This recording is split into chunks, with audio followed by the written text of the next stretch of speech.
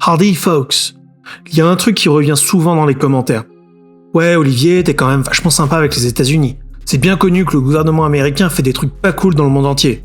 Tout le monde sait par exemple que la CIA avait un programme de contrôle mental sur les nuages afin d'influencer le cycle de l'eau en Amérique du Sud et ainsi déclencher une invasion de sauterelles au Nicaragua en pleine élection 1956 afin de renverser un gouvernement communiste. Allez, c'est l'heure. On a déjà parlé d'opérations scandaleuses de la CIA sur la chaîne. Et aujourd'hui, je vais vous donner mon top 3 personnel des opérations secrètes complètement abusées du gouvernement américain.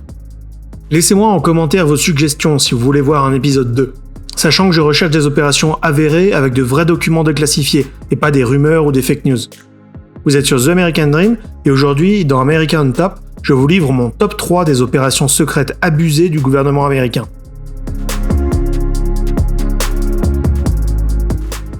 Avant de commencer, retrouvez en description le lien vers la chaîne secondaire Living the Dream. Sur cette chaîne, je vous montre réellement le quotidien de la vie aux États-Unis. C'est en anglais, mais il y a des sous-titres lourds, DG, professionnels, pour vous accompagner tout le long. Allez, on s'y retrouve juste après. Numéro 1. Le projet MK Ultra. En 1951, la CIA a vent de techniques de contrôle de la pensée soi-disant utilisées par les soviétiques sur des prisonniers américains.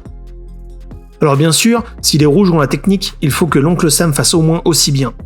Naît alors le projet Bluebird. Le but ici est de droguer des prisonniers de guerre pour développer de nouvelles techniques d'interrogation. Bon, des drogues qui contrôlent par la pensée, c'est pas non plus ce qui court les rues, et à l'époque, la CIA essaye un peu toute la pharmacie. Héroïne, morphine, cocaïne, amphétamine, plein de combinaisons de somnifères. D'ailleurs, une des grandes techniques essayées à l'époque était de créer un état de semi-conscience chez un individu, en injectant des somnifères puissants, suivis 10 minutes après d'amphétamine. Les chercheurs du projet notaient alors parfois qu'il était possible, sous certaines conditions d'interrogation, d'obtenir des informations que le sujet n'était pas prêt à divulguer dans un état normal. Mais bon, aucune de ces drogues n'était consistante. Les sujets testés réagissaient tous différemment, et puis avec tout ça, on était quand même plus proche d'une technique d'interrogation agressive que de contrôle par la pensée subtile. Afin de passer à la vitesse supérieure, la CIA embauche alors le docteur Sidney Gottlieb, en 1953. Maintenant, avec un vrai docteur dans la place, le projet devient sérieux. Gottlieb commence à tester du LSD sur lui-même, puis sur des sujets volontaires à la CIA, et lance l'opération Artichoke. Littéralement, ça veut dire l'opération Artichaut. Quand je vous dis que la CIA part en cacahuète avec les noms d'opérations. Là aussi, les résultats ne sont pas consistants et tous les sujets réagissent différemment, avec des comportements allant de l'euphorie à des réactions agressives extrêmes. Tout en continuant à tester la drogue sur lui-même, Gottlieb reste convaincu que le LSD est la solution, et que mieux comprendre la substance permettra de déverrouiller des zones secrètes du cerveau. Gottlieb lance alors en 1954 l'opération MK Ultra. Là, je cite le document déclassifié qui détaille l'opération. Il était proposé qu'un individu d'environ 35 ans, bien éduqué, bon en anglais et d'une bonne position sociale, soit induit involontairement à assassiner un politicien. Bon alors là, les mecs de la CIA sont clairs.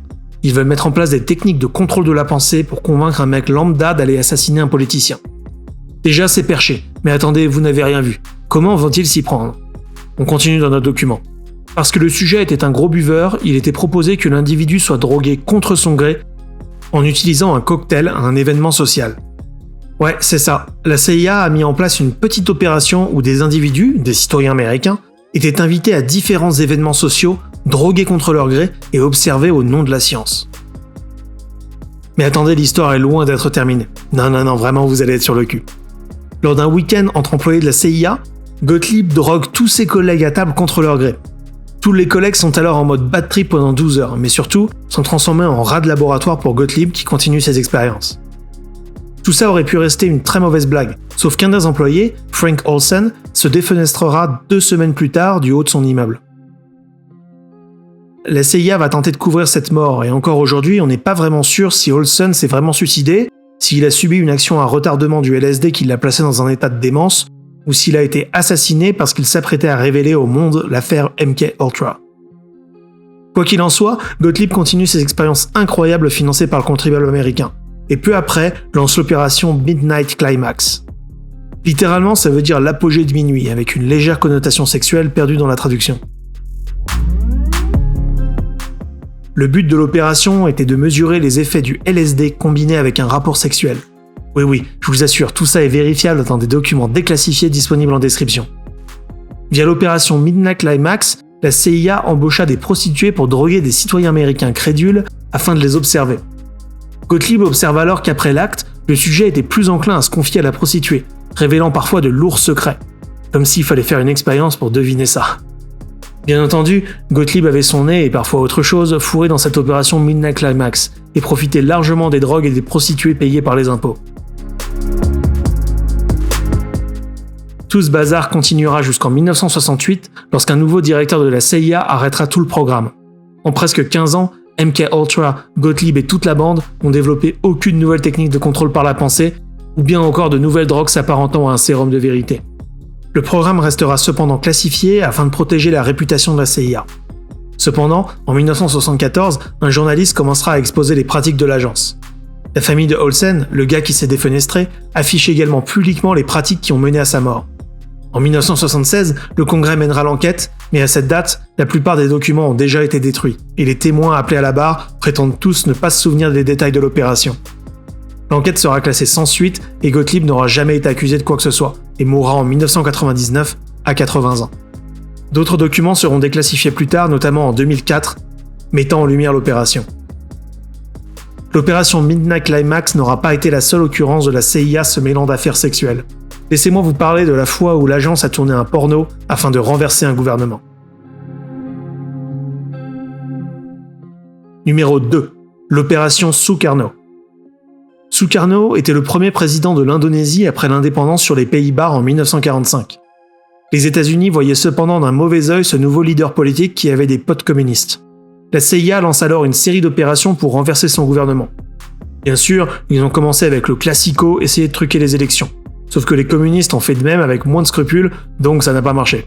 Ensuite, la CIA a essayé de ternir la réputation de Sukarno en répandant des rumeurs de relations extra-conjugales. Mais bon, le mec était polygame ouvertement et avait déjà épousé 4 femmes, alors une de plus ou une de moins. Bref, la CIA a ensuite lancé toute une opération pour recréer un porno avec un sosie de Sukarno afin de le distribuer pour le discréditer. Bon, dans les années 60, c'était chaud de trouver un acteur porno indonésien aux US. L'agence décide donc de fabriquer un masque et se dit que filmer de loin, en noir et blanc, marcherait de toute façon. Les fuites de l'époque confirment que le film a bien été tourné. Mais avant que vous me demandiez de montrer les images, sachez qu'il n'a pas été distribué et qu'aucune copie officielle n'existe. Au final, les Américains et les Britanniques ont facilité un coup d'État en Indonésie en 1967, à l'issue duquel un dictateur aligné avec les intérêts du monde libre a été placé. Finalement, les plans les moins tordus sont peut-être ceux qui marchent le mieux. Numéro 3. L'opération Starfish Prime. Bon, celle-là, c'est pas une opération de la CIA, mais ça a bien été organisé par le gouvernement américain. En 1962, des génies, oui parce que je trouve pas d'autre nom, se demandent ce qui pourrait se passer si on explosait une bombe nucléaire dans l'espace. Oui, des génies je vous dis. Ni une ni deux, tout le monde glousse dans la pièce et s'exécute. Le 9 juillet à 23h, à 1450 km de Hawaï et surtout à 400 km d'altitude, soit environ là où se trouve la Station Spatiale Internationale aujourd'hui, une bonne grosse bombe des familles de 1,4 mégatonnes explose. Oui, c'était un beau bébé, près de 100 fois plus puissante que la bombe d'Hiroshima.